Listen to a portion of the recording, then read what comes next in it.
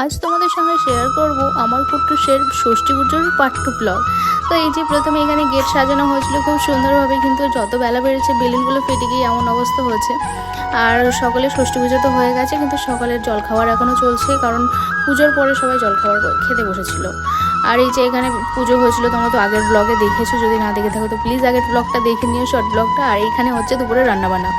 দুপুরে আজকে মেনু ছিল মাছের মাথা দিয়ে ডাল, চিপস, সঙ্গে ছিল কাতলা কালিয়া, আর ছিল চিকেন আর মাটন, চাটনি, পাঁপড়, মিষ্টি। তো এই ছিল আজকের রেসিপি। আর এই যে আমাদের সব গেস্টরা চলে এসেছে, কিন্তু আমার শ্বশুর বাড়ির ওখান থেকে কোনো প্রতিবেশী আন্টিরা কেউ আসেনি, তো ওরা সবাই আসছিল। আর এই যে দেখো আমার কুট্টুস তখন ঘুমাচ্ছে। তো আজকে মোটামুটি ও সারাদিন ঘুমিয়েই কাটিয়েছে। আর এই যে সবার খাওয়া দাওয়া শেষে আমরা খেতে বসেছি বাড়ির মানুষগুলো। আর তারপরে সন্ধ্যাবেলায় সবাই মিলে আমার কুট্টুসকে কি গিফট পেলো সেগুলোই দেখছিলাম। এই ছিল আজকের মতো ব্লগ। কেমন লাগলো ব্লগটা? ভালো লাগলে একটা লাইক দিও। Thanks for